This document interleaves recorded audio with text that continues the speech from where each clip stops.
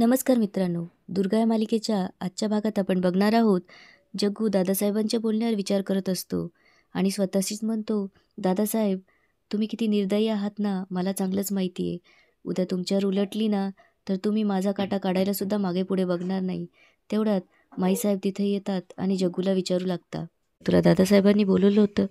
त्यावर जग्गू म्हणतो, दादासाहेबांनी? काय तायडे, ते कशाला मला बोलवतील? अगं ते मला त्यांच्यासमोर तरी उभं करता का? त्यावर माईसाहेब म्हणता, मग आम्ही तुला आमच्या खोलीतनं बाहेर पडताना बघितलं. त्यावर जग्गू म्हणतो की ते त्यांनी सुमनसाठी स्थळ आणलं होतं, त्यासाठीच बोलवलं होतं. त्यावर माईसाहेब म्हणता, सुमन तर आमच्या घरची सून होणार आहे ना, तुला माहिती आहे की हे? त्यावर जग्गू म्हणतो, पण हे मी त्यांना नाही ना पटवून देऊ शकत तायडे, मी फक्त त्यांच्या होला हो म्हणत राहिलो. त्यावर माईसाहेब म्हणता, जग्गू घरातले वारे कोणत्या दिशेने वाहत आहेत हे चांगलं माहिती आहे आम्हाला. पुढे माईसाहेब बोलू लागता, आमच्या लक्षात आलंय तुला दादासाहेबांनी कशासाठी बोलवलं असेल. त्यावर जग्गूला घाम यायला लागतो. त्यावर माईसाहेब म्हणता, अरे तुला एवढा घाम काय फुटतोय?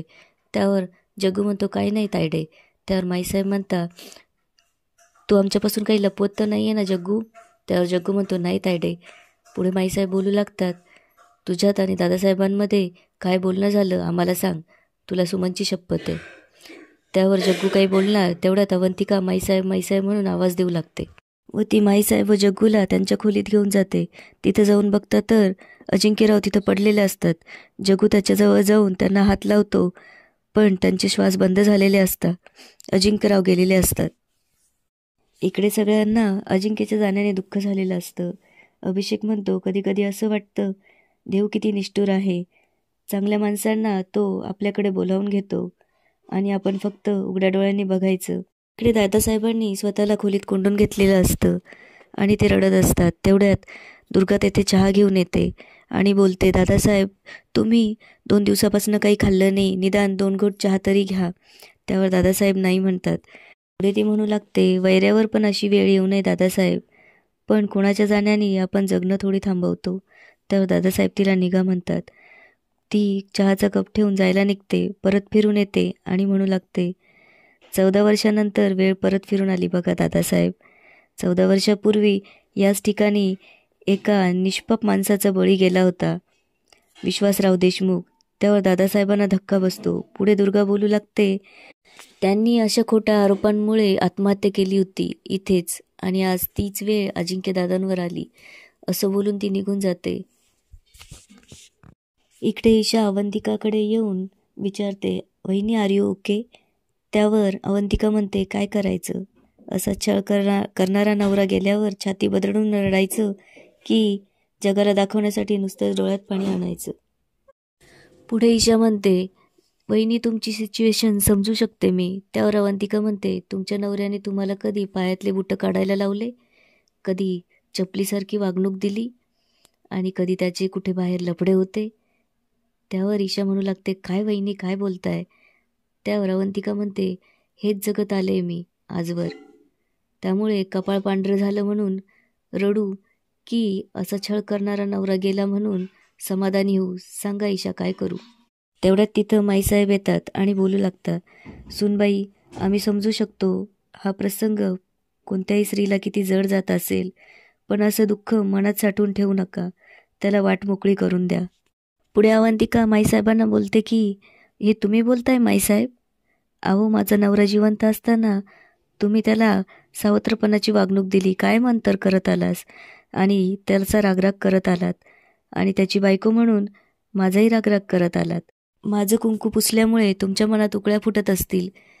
त्यावर माईसाहेब म्हणतात, सुनबाई अहो खरंच मला खूप वाईट वाटतंय. त्यावर अवंतिका म्हणते, वाईट वाटतंय? मग रडा. असं समजा अभिषेक आणि अमयचं खूप वाईट झालंय आणि म्हणून रडा. रडा ना माईसाहेब, आता का रडत नाही? हे ऐकून माईसाहेब तिथून निघून जातात आणि म्हणतात, अजिंक्यचं जाण्याचं हिने जास्तच मनावर घेतलेलं दिसतं. तेवढ्यात दमयंतीचा माईसाहेबांना फोन येतो. माईसाहेब दमयंतीला म्हणतात, तुम्हाला सांगितलं होतं ना आम्हाला फोन करायचा नाही? त्यावर दमयंती म्हणते, लईच हलक्या काळजाचा निघाला हो तुमचा मुलगा, जर काही धमकी दिली तर डायरेक्ट जीव दिला. त्यावर माईसाहेब म्हणतात, आमचा मुलगा? ते आमचे कोणीच नव्हते.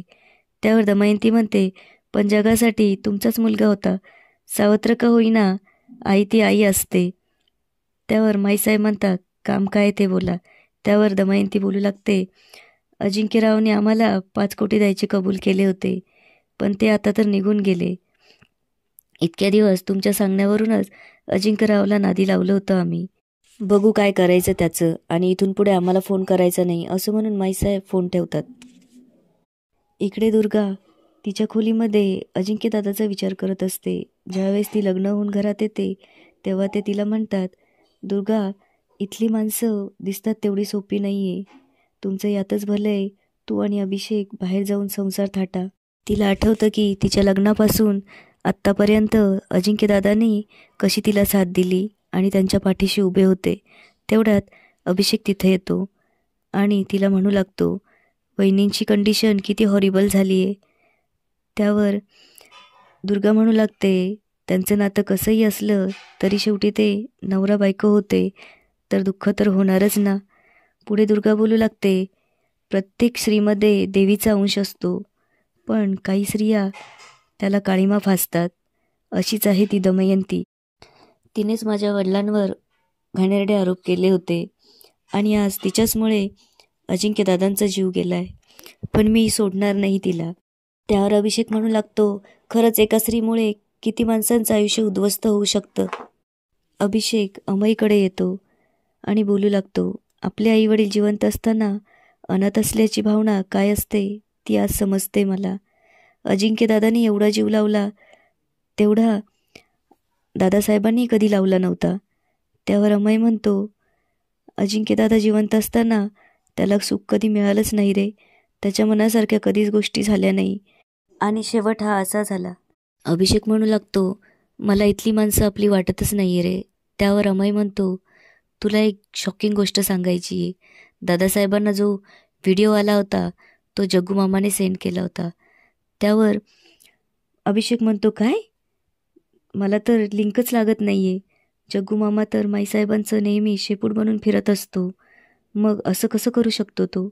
त्यावर अमय म्हणतो, त्याला आपलं महत्त्व या घरात टिकून ठेवायचं होतं आणि त्याला जी पाहिजे त्याची ईर्ष्या त्याच्या मनात असते.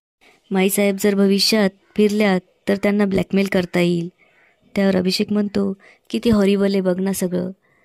प्रत्येकजण स्वार्थासाठी जगतोय, प्रत्येकाला सत्ता पाहिजे. आणि माईसाहेब बघ ना, आपली आई आहे, आपण देव मानतो, पण इतक्या खालच्या थराला जातील असं कधी वाटलं होतं का? त्यावर अमय म्हणतो, मी वैतागलो आहे अभिषेक, मी लवकरच इथून निघून जाणार आहे. त्यावर अभिषेक म्हणतो, मीही हे वातावरण शांत झाल्यावर इथून निघून जायचा विचार करतोय. दुर्गा दमयंतीला फोन करून विचारते, ओळखलं का? त्यावर दमयंती म्हणते, कोण? दुर्गा म्हणते, मी दुर्गा.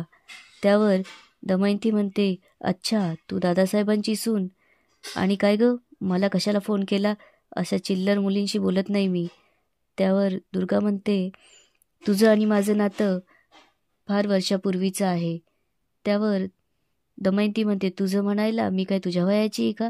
त्यावर दुर्गा बोलू लागते, आपला संबंध फार जुना आहे म्हणून मी तुला तूच म्हणणार आहे. त्यावर दमयंती म्हणते, तू दादासाहेबांचं प्यादं म्हणून माझ्याशी मांडवली करायला फोन केला असेल तर फोन ठेव.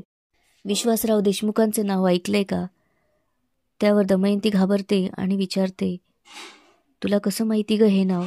त्यावर दुर्गा म्हणते, सांगते, सगळं सांगते. त्यासाठी तुला मला भेटावं लागेल.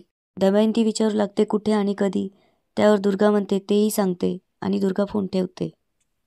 आणि या ठिकाणी आजचा हा एपिसोड संपतो. धन्यवाद.